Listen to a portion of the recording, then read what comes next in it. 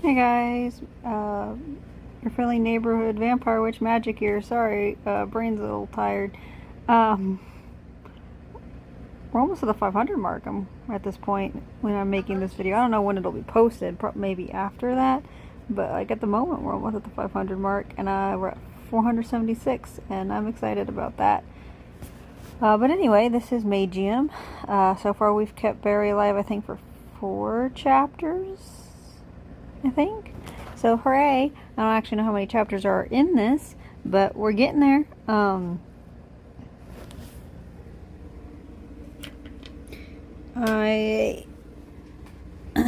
so let's get back into it. Chapter 9.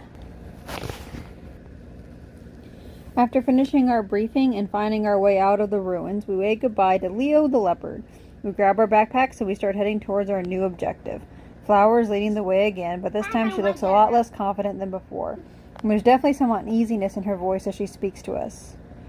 Okay, so we'll need to follow this path for the next few hours until we reach the first crossroads, the girl says. After that, there isn't really a path to follow anymore, so you're going to have to stick close to me if you don't want to get lost. If you want to take food breaks, just tell me and we'll... Flower, Kate interrupts her. Why did you agree to come with us to the ogre stronghold? Isn't it a little dangerous even for you to be heading straight into monster territory like this? Well, yeah, but if I didn't agree to come with you, Elea would have killed you. So what? Kate asks. If the fox killed us, then our blood wouldn't have been on your hands. Why would you go so far out of your way to help a group of complete strangers? Why not just let her kill us and go on about your business? I don't know. I couldn't. Kate looks at her for a few seconds and then she smiles faintly. I see, she says. Flower, I believe we may have started off on the wrong foot this morning. Allow me to rectify that. She then holds out her hand to her and says, My name is Kate. Pleased to meet you. Flower looks somewhat taken aback by Kate's sudden shift in attitude towards her, and she shakes her hand hesitantly. And my name is Rose, Rose says as she offers her hand as well. I'm glad to have you with us, Flower. I'm Hadrick, says Hadrick.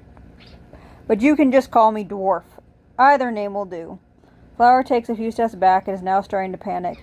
I'm sorry, she says. I've never really been accepted into a group before. I have no idea what you're supposed to say in these situations. It's okay, Flower, Kate says. You don't need to say anything. Oh, Flower says as she starts to calm down. Well, that's a relief.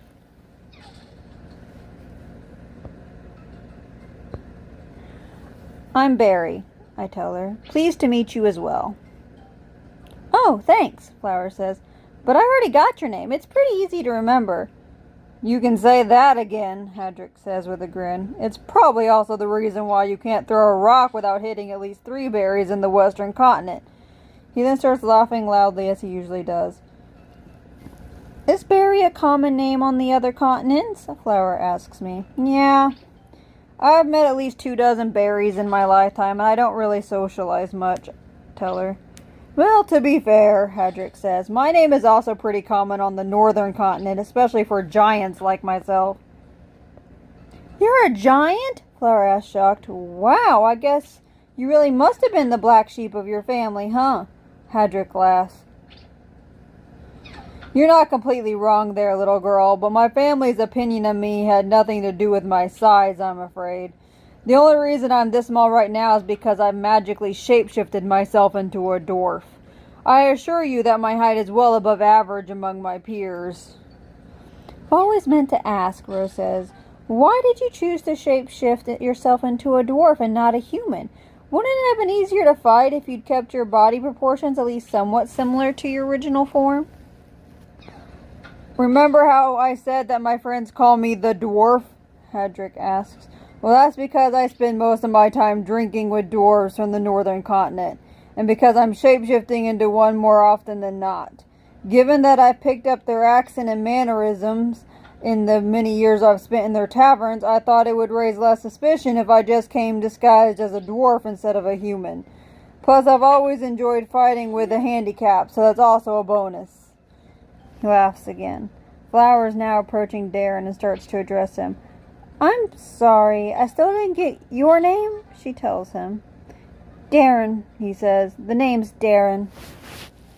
You don't really like me very much, do you, Darren? The girl asks with a concerned tone. I like you just fine, he says. It's the banshee I'm not very fond of. Oh, lighten up, Darren, Hadrick says. What do you think she's gonna do? Betray us all and join the ogres once we get to their stronghold? Actually, that's exactly what I'm worried about, Darren says. I think I'm starting to understand why Petal doesn't want to talk to you guys, Flower says.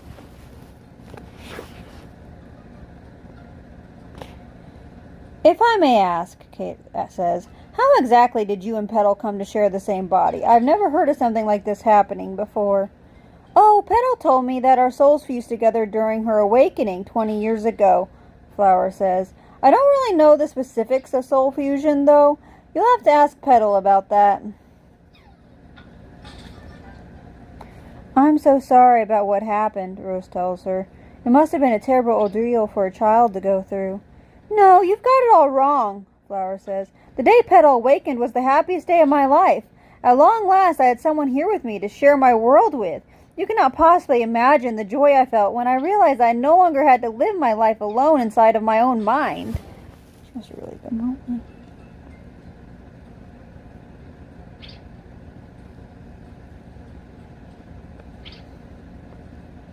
Live inside your own mind? You mean to say you space out a lot? No, Flower shouts. I mean that I'm literally living inside my own mind. And I've been doing so ever since I was born. Why doesn't anyone ever believe me? I believe you, Flower, Kate says. You do? The girl asks. Yes, because you are not the first person to tell me of this. A friend of mine called... Kate pauses a bit before she begins to speak again. A friend of mine called Diane was in the same situation as you, and she wasn't the only one. Many of the orphans from the Beacon of Hope were like this. The Sathi called them ethereals, people who identify with their souls instead of their bodies. Their souls? Rose asks. Yes, Kate says. Most people don't even know that they have a soul, because they only use their 5 senses to explore the world around them. However, the soul which stores a person's memory and the very essence of their being is actually being kept on the ethereal plane. In a pocket universe, it is usually referred to as their mind. While the human brain facilitates the interaction between the soul and the body, it is not the sole actor in the creation of an individual's personality. As most scholars would have you believe, after a person dies in the same way that their body decomposes and eventually becomes one with the earth, the person's soul also decomposes into ethereal matter and eventually becomes one with the ethereal plane once more. Hey, that's not what they taught me in giant school, Hadrick says. As far as I know, once we die, our spirits are all supposed to go to the afterlife of whatever god we worship during our lives on this plane. Believe what you will, Kate tells him. I am merely reciting texts from old Asathi books that I was allowed to read during my time at the Beacon, or at least the books that they were kind enough to have translated into the common language. Getting back to the subject at hand, the ethereals are different from other humans because they experience life from the perspective of their souls instead of their bodies. Imagine living your whole life inside a giant puppet, unable to get out, forced to use it every time you need to interact with a person from the outside world. I sometimes pretend that I use invisible strings to control my body, Flower says. It makes life in here a little bit more bearable. Most children will instinctively realize that something is different about ethereals, Kate continues, so they will usually isolate them from a very young age and not accept them in their groups. Being left alone in their mind and in the outside world, ethereals are forced to find their own ways to cope with their situation. Some of them will simply start shutting the whole world out and isolate themselves even further. Why am I associating so much with Flower? Others will make titanic efforts to integrate themselves in society, but the social awkwardness that they gain from years of isolation will always stand in their way. Living their lives alone in their own minds also causes many ethereals to develop eccentric personalities and fixate on a hobby they like until they become exceptionally skilled at it. Diane used to love tinkering with complex devices for hours on end. Flower, I assume that your chosen hobby would be acrobacy? Yeah, so I don't know if that word is hard. Man, I'm so shitty to Flower. Oh yes, Flower says, I absolutely love it. I mean, I don't like acrobacy acrobatics, but I do like other things. I used to be in a circus when I was little, and since there's really been a day when I've neglected to train my acrobatic skills. While your acrobatic skills may be noteworthy, Kate says, they are by far eclipsed by your natural affinity for magic. Do you know why that is? I'm not sure. Petal always told me that I am learning magic at a much faster rate than should be humanly possible. Is this because I'm an ethereal too? Yes. The ethereal plane is closer in nature to the magical plane than the earthen plane is. For this reason, your unique perspective allows you to understand magic much more naturally than the rest of us.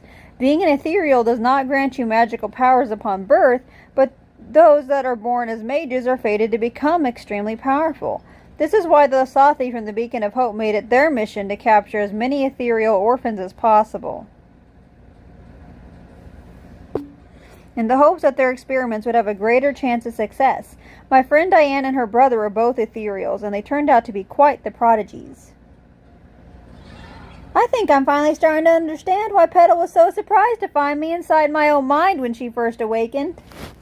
If I were to venture a guess, Kate says, I'd say that your unexpected fusion with the Banshee soul also came as a result of your rather unique circumstances.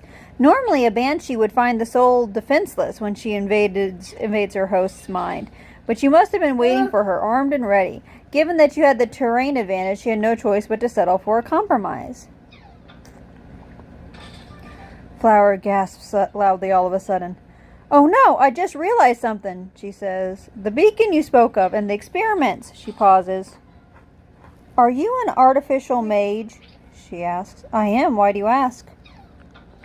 Oh gods, you must have had it so much worse than I did. At least I had Petal's experience to rely on when we were being chased down by banshee hunters. She's taught me a lot of survival tips that would have come in handy along the years. Would you like me to share some of them with you? I suppose it couldn't hurt. Great, Flower says as her cheerful smile returns to her face once again. I'll try to remember everything I know on the way to the ogre stronghold. Come on, follow me. We can talk more while we walk. Ethereals, huh? Araka says to herself. Well, we start our long march towards our objective. That's a pretty cool sounding name. I might actually start using it myself from now on. We spent the next few hours following the path that Flower told us about. During this time, Darren and Hedrick started a bit of competition to see which one of them could tell the most interesting story from their adventures, while Kate and Flower started sharing their similar life experiences with each other, which seemed to bring them a little closer together. Once we reached the crossroads around noon, we all stopped in our tracks, and Darren started addressing Rose, with a serious look in his face. Rose, I think you should take this path and head to your hometown as soon as possible. Don't worry about us and the callers. We'll be fine. The sick people in your town are all waiting for you.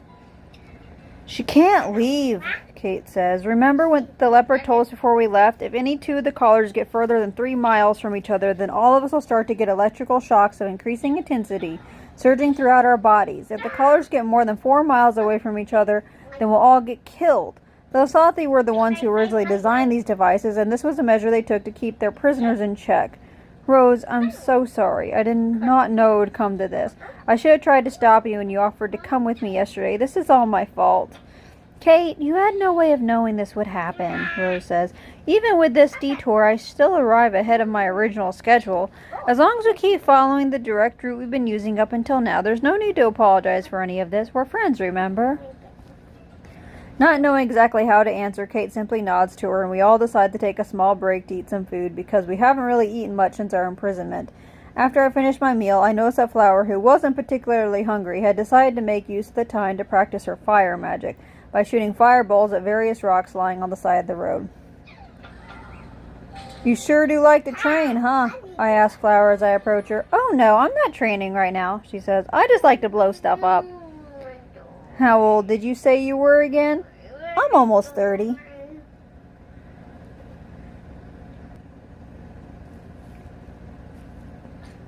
Then why are you always acting like a 10-year-old? Your face is always acting like a 10-year-old, Flower tells me with a pouty face. Unsure of how to reply to such a masterfully crafted retort, I decide to change the subject instead. So, what did you do with Araka? I see you're not wearing the amulet around your neck. Oh, she said she wanted to socialize with the group, so I handed her to Hadrick for a while, since he's the only one who doesn't seem to have an aversion towards her.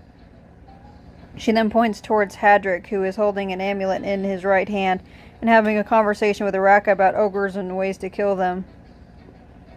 It's a shame that I won't be able to transform back into a giant when we reach the stronghold, Hadrick says. It's been a while since I fought some ogres. I really miss hearing the satisfying sound of them getting squashed under my feet.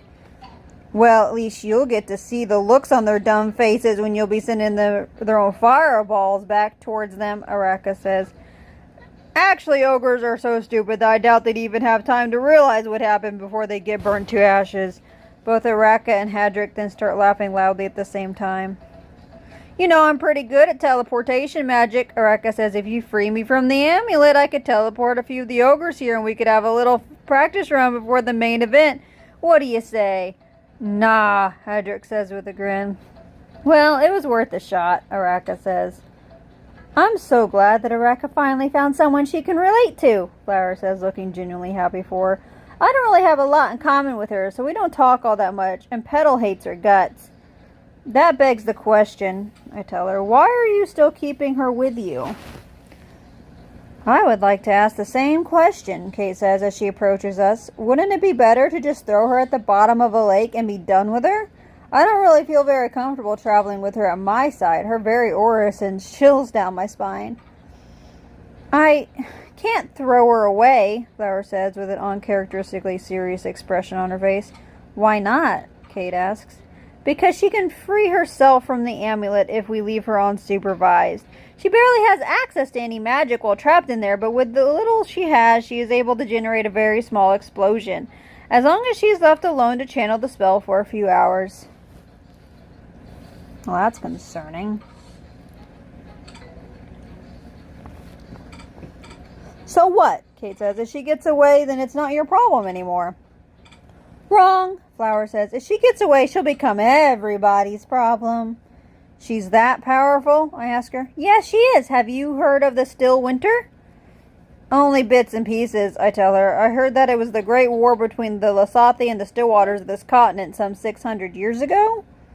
That's pretty much the main gist of it, Flower says. What I'm betting you haven't heard, though, is the fact that Araka used to be the leader of these Stillwaters. A banshee? Kate asks, leading an army of Stillwaters. She wasn't alone, Flower says. She was fused with a Stillwater guy in the same way I am now with Petal. From what I hear, our two cases are the only two occurrences of soul fusion in our history. After what you told me, Kate, I'm willing to bet that this Stillwater Araka fused with was an ethereal as well.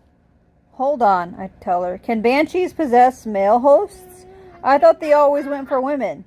That's because all banshees are female spirits, Kate tells me, and in order to minimize the risks during their awakenings, they tend to only possess female bodies so that their magical auras are closer to the nature of those of their hosts. I assume that a spirit as powerful as Araka had no need to take such precautions.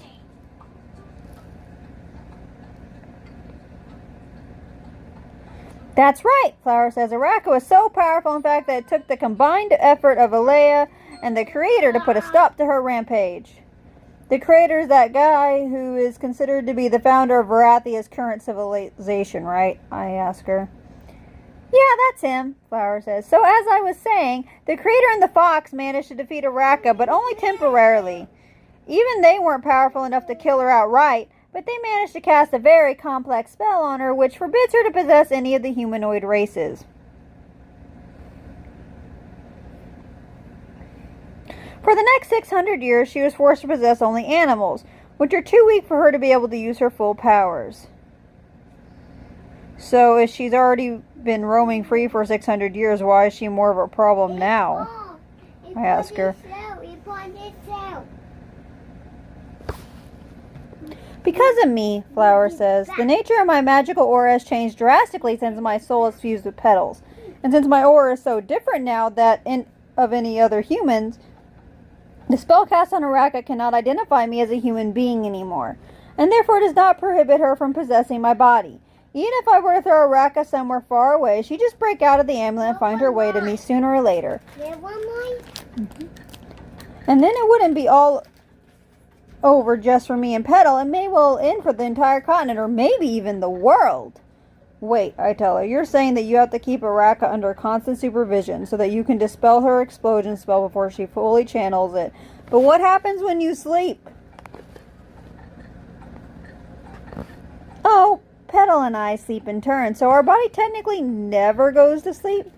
Flower says, in fact, Petal's been sleeping ever since we left the ruins. But what if you both fall unconscious? Well, at first we tried to see if there weren't any incantations we could use to automatically dispel any spells cast in an area every few hours. But unfortunately, all of them required the caster to consciously focus on the spell they want to interrupt. Flower then turns towards Araka, who was subtly channeling an explosion spell while she was talking to Hadrick, and she dispels it with a flick of her finger. Gods be damned, Araka shouts. Girl, do you have the eyes in the back of your head? See, Flower tells us, you can't dispel it unless you focus on her spell specifically. So instead of going for automatic dispelling, we made a spell that continuously tries to wake us up in case we're both unconscious. And if it doesn't manage to do it in 2 hours, it kills us both, which at least ensures that we'll have a peaceful death instead of Araka absorbing both our souls and then destroying the world. Wow, Kate says, that's quite a pragmatic approach. It was Petal's idea, Flower says, smiling. I thought as much, Kate says.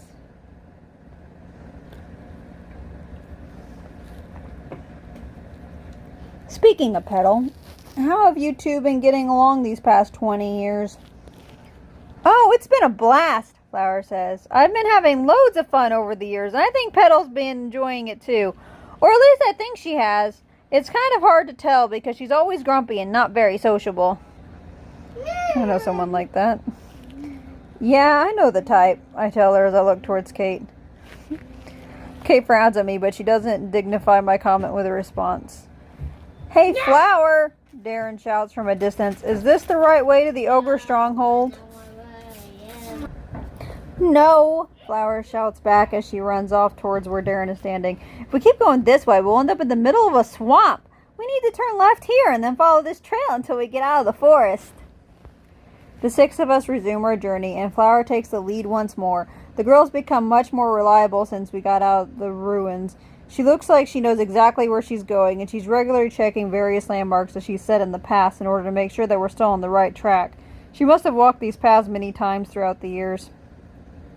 As it starts to get dark, we decide to make camp in a valley near a small river where there aren't many trees that could hide any potential ambushers. Flower and Kate went to scout the area around our camp, while Darren and Hadrick, who both had several spare tents in their enchanted backpacks, are now busy setting them up since they said they didn't need any help. And there wasn't really anything else that needed doing. Rose and I sat ourselves down on the log not far from them in order to not get in their way.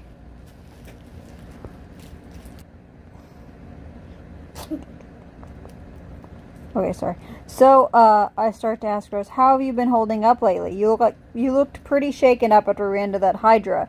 You didn't seem to be doing so well when the dragon attacked us either. Rose blushes as she hears my question. Oh, you noticed, she says, sounding a little embarrassed. Well, it would have been a bit difficult to ignore you with the whimpers and the trembling and everything. As I finish my sentence, Rose punches me in my left arm, but she does so very lightly. I would have barely felt her touching me if I weren't paying attention. I'm starting to understand why Kate hits you so often, Rose says, smiling playfully. But thank you for your concern. As you may have realized, I've always been afraid of giant monsters. I'm accustomed with small and medium-sized ones because I've run into several goblins and ogres during my travels, but the very thought of meeting a dragon in the flesh would always send chills down my spine. I never imagined that I'd come face to face with both a dragon and a hydra in less than one day. I knew they existed, but I hoped I'd never run into one of them during my lifetime. I can't imagine what it's like for people like Darren and Hadrick who fight monsters like these on a monthly basis. She pauses. Come to think of it, this must all be pretty new for you two, isn't it? From what you've told me, you have never fought a goblin before coming to this tournament. How are you always able to remain so calm, despite the fact you've had your entire world turned upside down? I'm not calm. I'm very good at hiding fear. Modesty doesn't suit you, Barry, Rose says, smiling. If you're just hiding your fear from us, then you wouldn't have been able to confront that dragon yesterday and save us all. You were really gallant up there, you know. Something about the look you had in your eyes before you went to fight Tyra made me feel very safe and cast away all my fears. Once she stops talking, Rose suddenly realizes she was blushing, so she quickly turns her head away in a clumsy attempt to hide her face from me.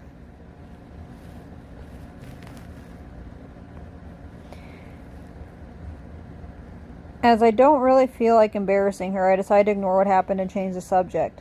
So anyway, I tell her, there's something I've been meaning to ask you in private since this morning. What do you think about Flower?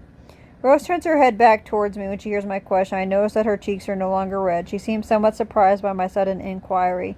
Do you mean in a general sense? Rose asks me. To me, she seems like a charming young girl with a cheerful personality and a kind heart. I find that she is a really fun person to be around. What about you?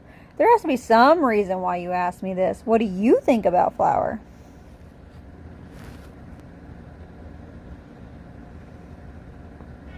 I think she's pretty fun too. I was just curious to see if you thought the same. It's too bad that Darren doesn't seem to share our opinion of her.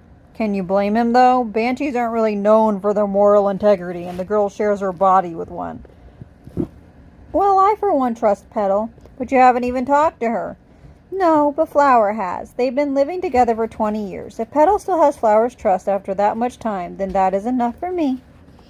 Maybe you're right. I don't think anyone could hide their true nature for such a long time. If the Banshee were up to something, she would have to have given herself away at some point during these past 2 decades. I mean, nobody can act that well, right? When Rose and I were finishing our conversation, Darren and Hedrick were starting to work on the last 2 tents. Kate and Flower had just returned from their scouting mission and reported that there was no suspicious activity around our campsite, and they both took a seat on a log next to us. Once the tents have all been set, we decided to go to sleep early in order to be well rested when we leave tomorrow at the crack of dawn. Flower volunteered to take the first watch, and then she immediately went to climb the highest hill to get a good view of the entire valley. As she passed by me, I could sense her aura weakening considerably, and the Banshee's aura becoming a lot stronger. Does it mean that the girl went to sleep and left the Banshee in charge of the night shift? If that is so, then this would be the perfect opportunity to get to know the Banshee a bit before we reach the ogre's stronghold tomorrow. Aren't you going to sleep, Barry? Rose asks me as she sees me just standing there.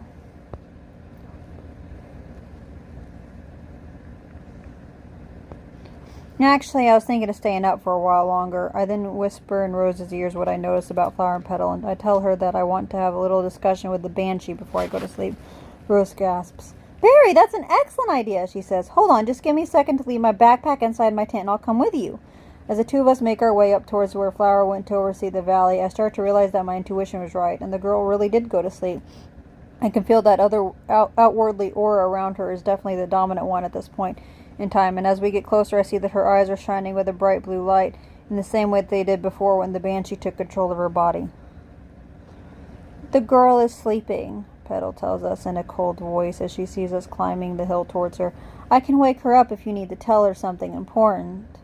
The Banshee is sitting on the grass, cross-legged with a sandwich in her hands. It appears that she was just about to start eating before she saw us come up the hill. Actually, you're the one we want to talk to, not Flower. Is that so? The Banshee says, eyeing me suspiciously. Well then, by all means, have a seat. She then takes a bite out of her sandwich while I seat myself on the grass next to her. Am I correct in assuming that you are Petal? Rose asks. My name is Rose. Pleased to meet you. She then offers the Banshee her hand. Actually, my name is Aluna, the Banshee says without taking her hand off her sandwich. Petal is just a nickname that the girl gave to me when we first met, because I didn't want to give her my real name. She's been calling me that ever since. Seeing that the Banshee has no intention of shaking her hand, Rose smiles politely and takes a seat on the grass on the other side of her. So, I start to say, it's a really lovely weather we're having, don't you think? The Banshee frowns when she hears my question as she turns her head towards me. Cut to the chase, human, she says. I've never been very fond of the roundabout ways in which you like to start your conversations. You're here because you don't trust me to guard your camp by myself, aren't you?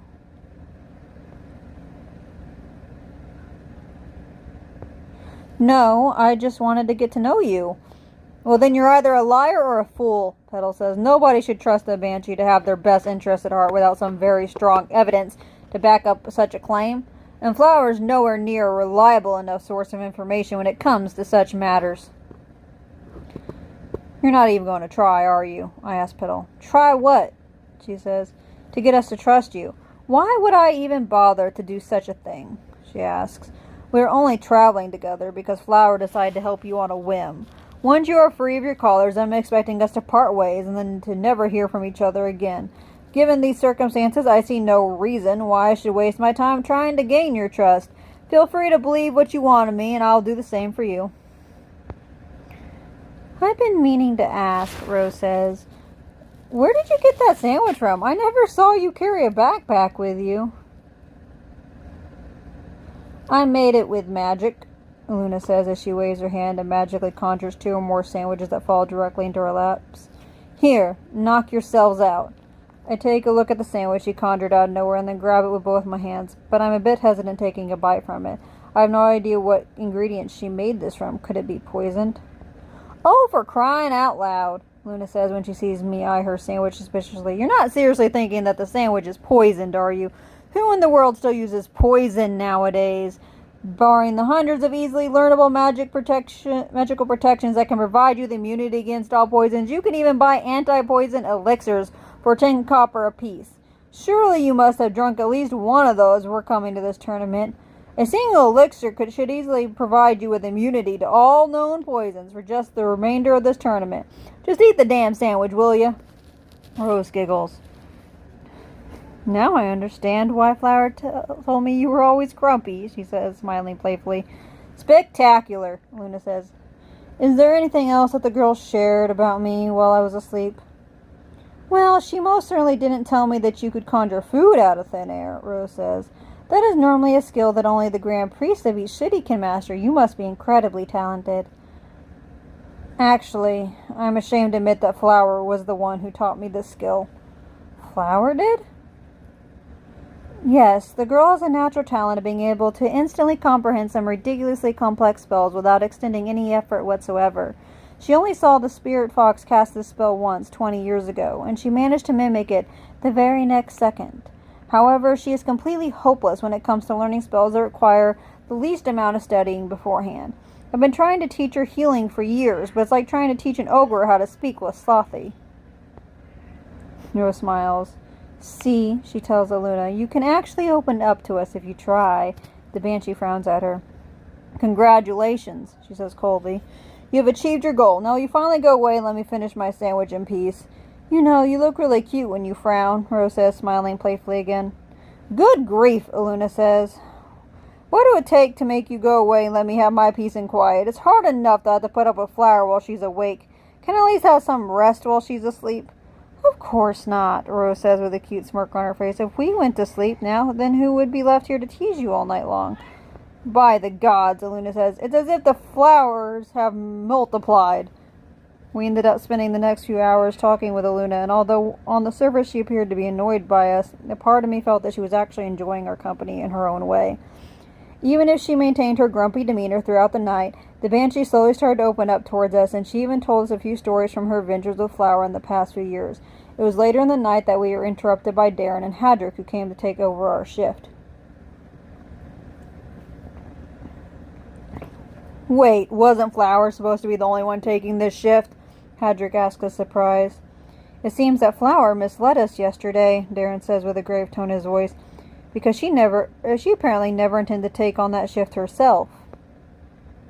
Aluna and Darren then spent a few seconds looking at each other in the eye as if they were ready to jump at each other's throats at any second. Actually, their souls are fused, so Flower didn't technically lie yesterday. Damn it, Barry, Darren says. You know very well what I meant. Their souls might be one and the same, but they still kept their own distinct personalities, as evidenced by the fact that one can be awake while the other is asleep. If you and Rose hadn't been here to keep a close watch on her, who's to say that she wouldn't have slit our throats in our sleep if left unsupervised? There would be no need to use such underhanded tactics to rid myself of a handful of mages that can't even use magic, Aluna says. You and your friends pose no threat to me in your current condition.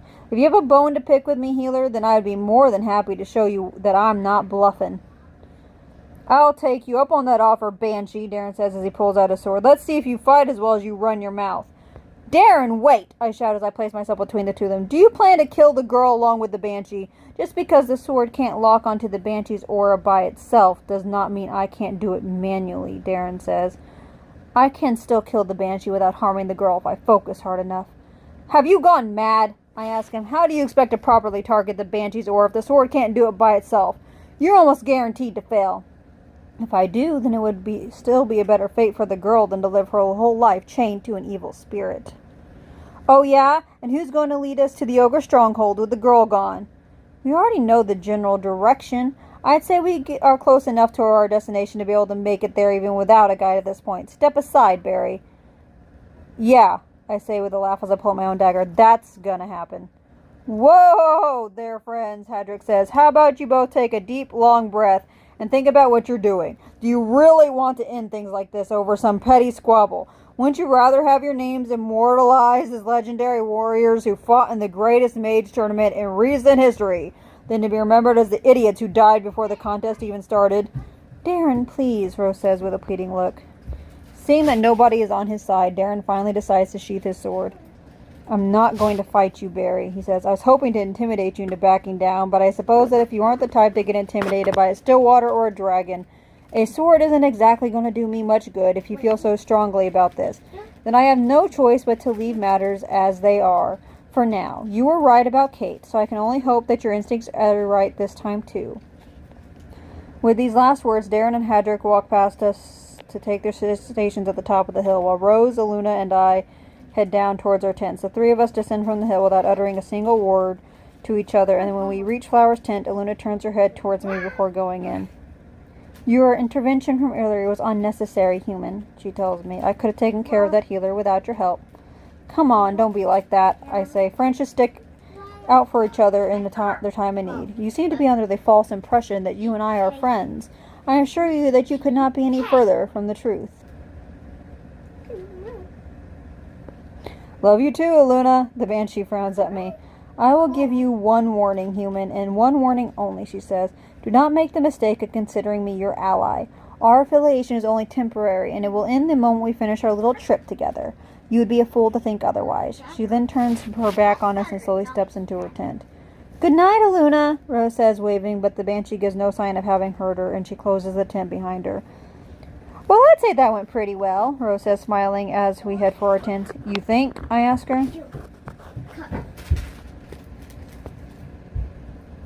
Of course I do, she says. Didn't you see how happy she was when you jumped to her defense earlier? If you managed to see past her grumpy facade, you can tell that she really isn't that much different from the rest of us. I think I'm starting to see a little bit of flower in you. Hi. There's a little bit of flower in all of us, Barry, Rose says as she points towards me. Yours just happens to be buried underneath several layers of cynicism and sarcastic quips. She smiles. Thank you for inviting me to join you tonight. I really appreciate it. Maybe we can do this again sometimes? I see no reason why not, I say. Good night, Barry, Rose says, smiling. Sleep well, Rose, I tell her as we both part ways and head for our respective tents. Once I get inside my tent, I fall asleep almost immediately. I never realized how tired I really was until my head touched the pillow. I wake up a few hours later to the sound of footsteps and several tents being dismantled. Have a nice sleep, Barry, Hadrick tells me with a grin as I step outside. I'll be taking back my tent if you don't mind. As he starts to dismantle the tent, I take a good look around me and see that everyone is already up on their feet, busy with either with the tents or with their packing their bags. The sun is starting to rise, which means that we now have a little over 4 days left to finish our quest. I suddenly remember that I wanted to do a quick inventory of my backpack's contents before leaving, so that I can no longer see what's inside of it due to Darren's enchantment. I start to take my items out of the backpack one by one by focusing on their image before reaching for them. I need to make sure I don't forget anything. Maybe I should make a list. What the hell are you doing? Kate says as she approaches me. I'm doing a quick inventory, I answer her. I didn't really get a good look at all my items before Darren enchanted my backpack. So just wanted to make sure that I'm not forgetting anything. After looking at me for a few seconds, Kate grabs my hand and she uses it to tap 3 times on the inside of my backpack immediately.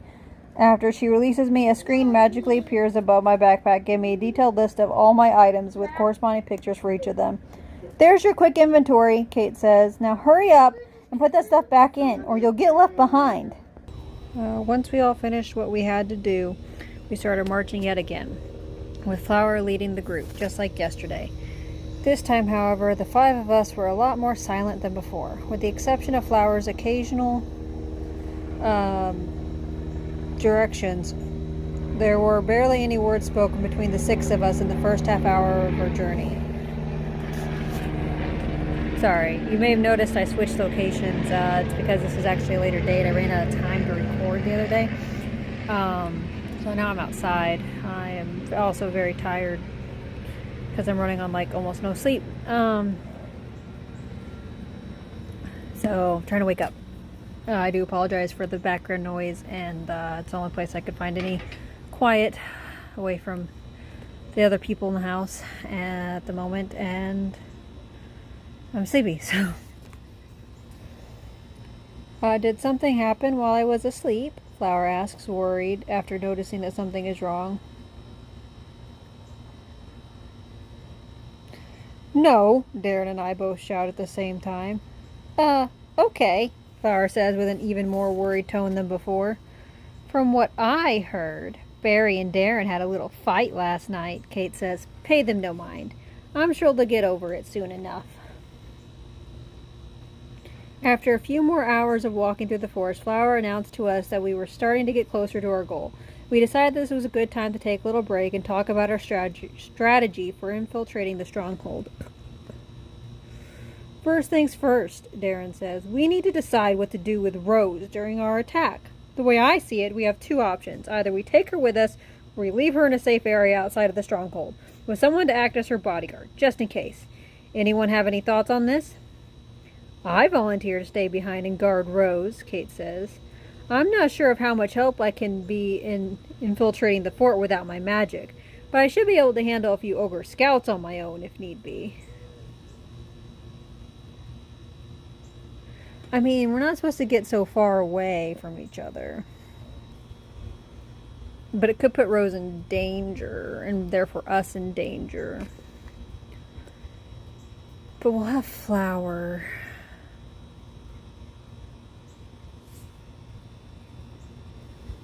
I think it would be safer to take Rose with us to the stronghold, I say. We've been told that the ogres have mages within their ranks. If even one of those mages happens to be in the scouting party, Kate will have no chance to beat him. The lad makes a good point, Hedrick says. It's too risky to leave Rose behind. I say we take her with us. If we manage to protect her in the ruins, we can do it here too. Darren turns towards Rose. Rose, is this okay with you?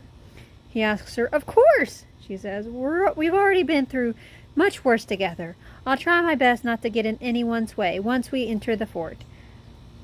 Before we make any concrete plans, Hedrick says, could we maybe go over the leopard's briefing one more time? His accent in common was horrible. I'm not sure I got all he said. Well, first of all, Kate says, the chalice we are meant to retrieve was used to give water unique healing properties which could cure some illnesses that were incurable through the use of spells. The artifact itself looks like a regular golden chalice, except it has a triangular markings on the sides. Regarding the stronghold's defenses, the leopard said that the ogres are primarily divided between regular warriors that use big clubs to fight and mages that have a variety of magical specialties. The most dangerous ones that we should be on the lookout for are their shaman, who should be easily recognizable by the multitude of tattoos inscribed on his body, and the stronghold captain, who's the only ogre warrior in the fort that wears heavy armor. That should be about the main gist of it. If this chalice of theirs is so important, I still don't get why the fox doesn't just storm the fort herself to get it back, Hedrick says. Isn't she supposed to be really powerful?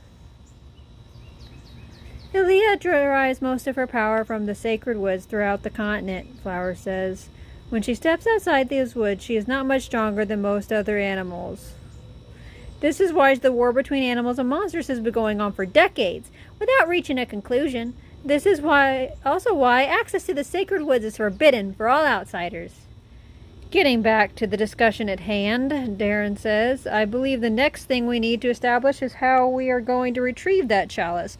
From what I heard, the stronghold is positioned on top of a hill, and all of the trees in a mile radius from it have been cut down. There's no way we'll be able to sneak our way in. That sucks. Maybe we could try to buy it from them? Rose suggests. It wouldn't work, Kate says. The ogre stole the chalice knowing full well what it was capable of. They're not going to give it away for any price. Well then, I guess there's only one option left, Hadrick says with a grin. We go in right through their front door. I'm afraid that we are left with no other alternative, Darren says. If we encounter any elementalists, leave them to me, Hadrick says. Since I focus mainly on shape-shifting magic, I've had to develop certain techniques that I can use in place of defensive spells while I am transformed. One of these techniques allows me to harden the magical aura around my body, which is not only great for defense, but also for attacking. If I use it to harden the magical aura around my fists, I can easily deflect fireballs with my punches and send them right back at their casters. My sword is also good against elementalists, Darren says. I can use it to absorb any element, and I also have a sword technique that can temporarily sever a mage's link to the magical plane, making them unable to cast spells for 30 minutes. Ha, Hadrick says. Who says mages need magic to fight? We'll conquer the stronghold of theirs in no time. If we're all agreed to attack the fort openly, then I guess there's not much more to discuss. Darren says, there are too many things we don't know about the building's layout and the distribution of their troops to be able to anticipate what will happen. We'll just have to rely on our instincts. Once the battle begins, if no one else has anything to add, then I suggest we get going. We still have a lot of ground to cover until we reach our objective. It was a few more hours later that we got close enough to the stronghold to be able to do a bit of reconnaissance. Flower and Hadrick went to scout ahead, while the rest of us looked for a good place to bury our backpacks, since it would be too difficult to fight with them on our backs, and we'd have no place to leave them while we're in the fort. Before burying my backpack, I made sure to take my crossbow out of it. I was worried about that, since I am sure to need it in the upcoming battle. After about 30 or so minutes, Flower and Hadrick returned to us with some rather unsettling news. It's dead quiet out there, Hadrick tells us, and I'm not just talking about a lack of patrols. I'm saying there weren't even any ogres posted on the walls. Something doesn't add up here. The ogres may be stupid, but they couldn't possibly be this sloppy.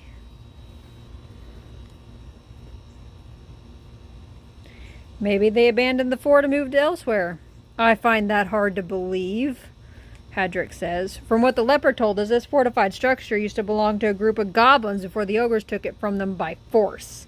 If they went through so much trouble to secure this fort, I doubt they just abandoned it like that for no reason. This smells like a trap to me.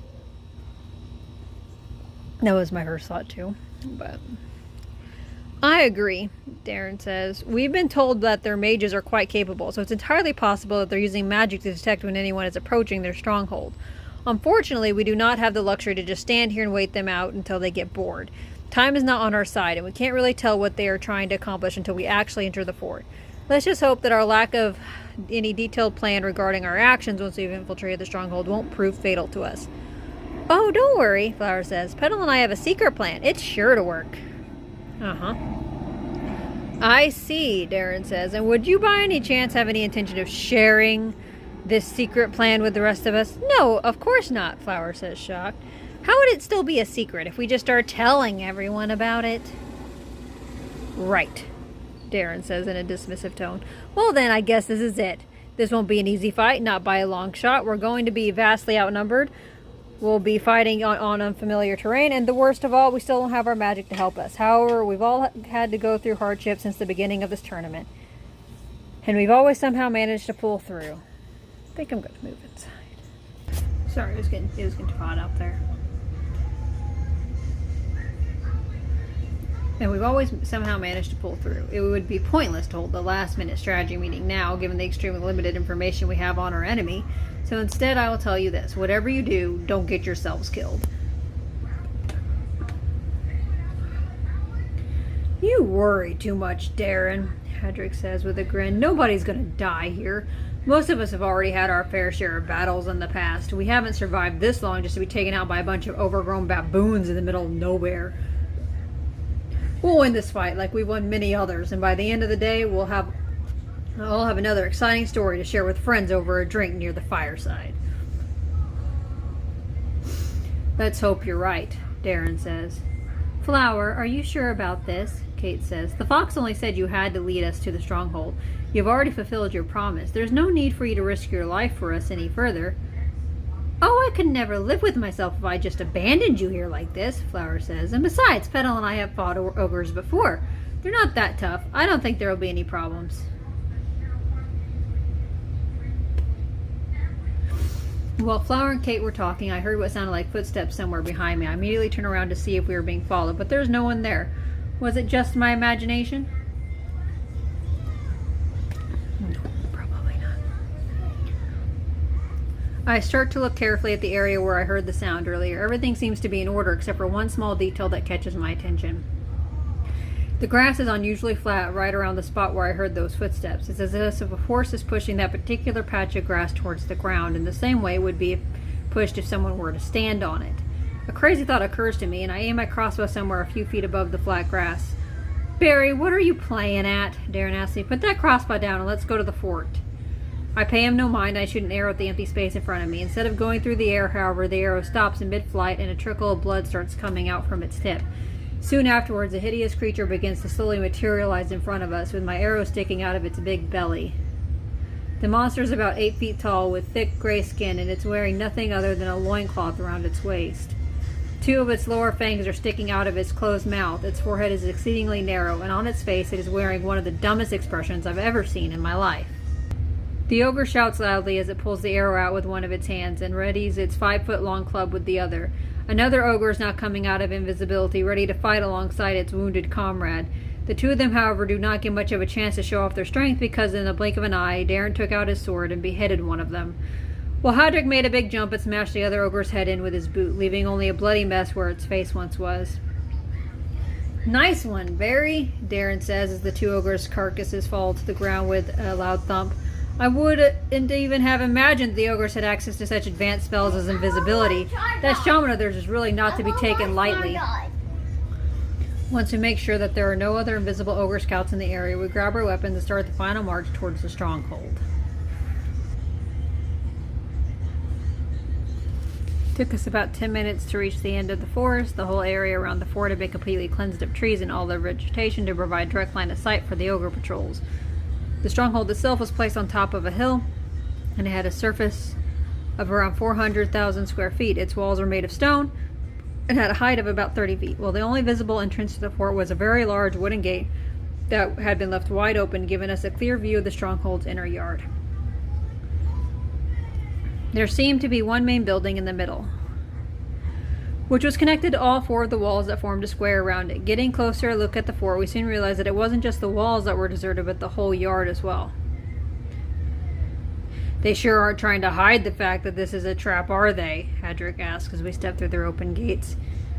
Keep your guards up, Darren says as he looks around. They could attack us from any direction. When we make our way inside their inner yard, Araka suddenly starts to make a very loud noise from inside her amulet. Oh, no, you don't, Flower says. If I open the amulet now, you're just going to shout as loud as you can and give away our position to the ogres, aren't you? You're not going to fool me again. Araka makes an even louder, muffled sound, and she doesn't appear to have any intention of stopping. I don't really trust this one. As we advance through the fort's yard, Araka is starting to get even more agitated, and Emily is beginning to shake violently as her muffled sounds intensify.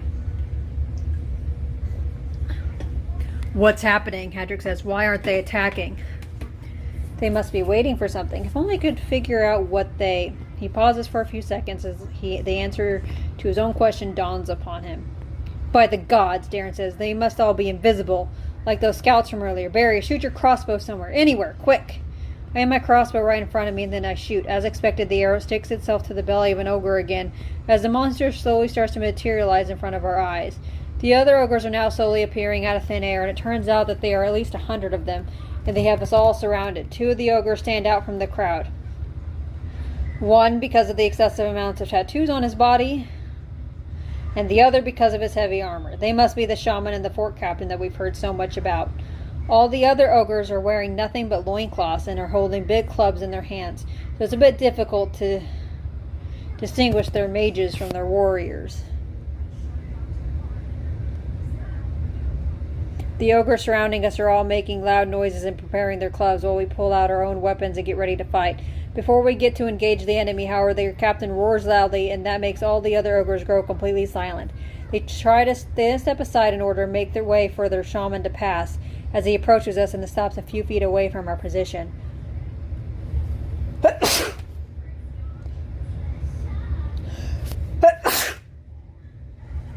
While leaning on his wooden staff. "Welcome, brave warriors," the shaman says in the common language with a wicked grin on his face. "You don't often see humans wandering around these parts nowadays. I must say that you are certainly bold to have come here all by yourselves. To what do I owe this pleasure?"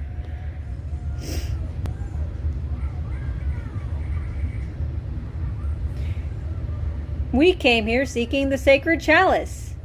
"Ah, so it's the golden fox that sent you here then," the shaman says while rubbing his chin with his left hand. "I don't know what the fox offered you in exchange for the chalice, but I doubt it'll be worth all your lives. I could have you all crushed by uttering a single word, but I do not want to risk the lives of any of my people without good reason. So here's my offer to you. Leave now and we will grant you safe passage out of our fort. We will bring no harm to you, and we can all forget this unfortunate incident ever happened. What say this, human warriors?" "Like hell we're leaving this place without the chalice, you ugly bastard," Darren says. "If you're not going to give it to us, then we'll just have to fight our way through your minions until we find it ourselves." "I see," the ogre shaman says. "Then I'm afraid I'm going to have to ask you to drop your weapons, human. As of right now, you are our prisoners."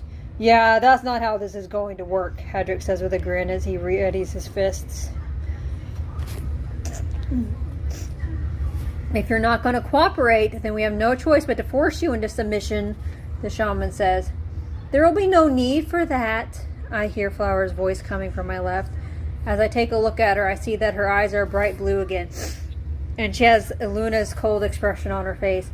However, unlike before, this time the girl's aura is so weak that it pales in comparison to the banshees. I can barely feel any life force coming from it, as if she were in some kind of dormant state.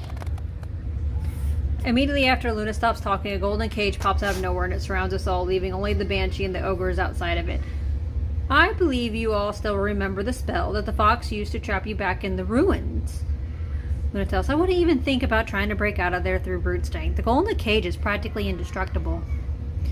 She's not lying. Even without being a mage, I can tell this is an incredibly powerful spell. There's no way we're breaking out of here without any magic.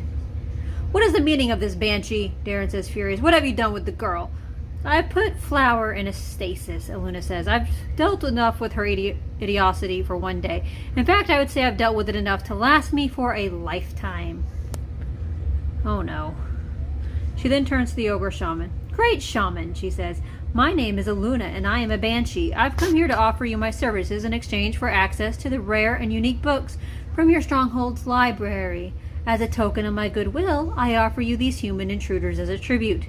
"You traitorous little," Darren starts to say, but he's interrupted by the captain of the ogres. "Bold words for puny prisoner," the captain shouts loudly in the common language, speaking with a very broken accent and grammar. "What make Banshee think that ogre want your services?" "Don't be so rash, Captain," the shaman says. "This isn't just any banshee. This is Aluna of the Sacred Woods Massacre. It is said that she killed hundreds of guardians of the forest in a single day without showing the slightest amount of mercy. However, it is also said that she went soft ever since she fused with this little girl we see before us. The girl and I share a body that has been threading the line between asset and liability for far too long," Luna says. "Her natural magical talents made her a particularly powerful ally, but her whims overwhelmed her judgment more often than not, and she repeatedly put us into mortal danger because of this. Her decision to help these mages infiltrate your stronghold was the final straw, and it made me realize I needed to rid myself of her quick before she would become the end of me." "And how do you plan on doing that?" the shaman asks. "I've heard of several shamanistic rituals that could help me with my soul fusion problem," the banshee says. "I only require some time to study in your library, and I'm sure that I'll find a way to eliminate the girl for good without harming myself in the process." And in exchange for this favor, you offer us your loyalty? The shaman asks. Precisely, Aluna says. Then I require you to do one more thing to prove that you're being sincere, the shaman says with a grin. You'll have to execute your friends from that cage. Sadly, I cannot do that, the banshee says. Killing them now would result in all of our deaths. How so? The shaman asks. Those collars that they are wearing have been placed around their necks by the great golden fox, who is also the one who sent them here to steal your sacred chalice, Luna says. They are made in such a manner that the humans die, the collars explode, and those explosions would be powerful enough to easily level your fort and kill all of your warriors. The fox took this extreme measure to make sure that you all get eliminated, even if the humans fail their mission. Well, I don't know if that's true or a lie, but okay. I really want to trust Aluna. The shaman says as he strokes his chin. I recognize these collars. They were made by the Lasathi of old. I know for a fact that these devices had some very dangerous self-destruct mechanism set in place in case the prisoners wearing them misbehaved. He pauses. What do you propose we do with them, then? He asks the banshee. We wait, Aluna says. The fox gave them 5 days to complete their quest. If they do not return in 5 days, she will assume that they abandoned their mission and that they will die by electrocution. In this case, the self-destruct mechanism in the collars will not get activated. You've said enough, the shaman says. It's clear that you hold no attachment to your former allies. You're welcome to use our library as much as you please, Aluna of the Sacred Woods Massacre. We will discuss your payment after you rid yourself of the girl. As for these humans, I have a teleportation spell that can easily transport them into their cell. As long as they don't move from their position for a while, if you confirm that you can still hold on to that cage, I will start casting it. My cage will last for at least another few minutes, Aluna says. However, I have one more warning to give you. That dwarf possesses a giant strength. It could easily break through the walls of your prison without any weapons. I suggest you transport them into one of the cells that have a paralysis spell cast on them. I've visited this stronghold before when it was owned by goblins, and I remember that there was at least one such cell in the lower levels of the main building. You remember correctly, Banshee, the shaman says. Very well then. I will send them to the one of the paralysis cell. I think that's how you say that, paralysis. Oh no, I'm probably saying it wrong. He then starts casting his teleportation spell, and our bodies start to slowly vibrate while we get covered in bright white light. You bloody traitor, Hedrick says as he tries to bend the cage bars with his bare hands. I can't believe you actually told them about my giant strength. Aluna, how could you do this? Rose asks the banshee as tears drop down from her eyes. I trusted you. Flower trusted you. How could you betray us all like this? You are far too trusting for your own good, Rose, Aluna says with a frozen look in her eyes. I already warned you to not consider me your ally. You should have listened to your healer when you had the chance. Now you will pay the price for your foolishness. The banshee's cold look and Rose's tears are the last thing I see before everything fades to black and we all get teleported to what may well be our final destination. Well, okay then. Well, that sucks. I really kind of hope that Aluna's just bluffing. But I don't know. I guess we'll find out. That'll be it for this one, guys. Go and spread love because love always wins, and I'll see you in the next one.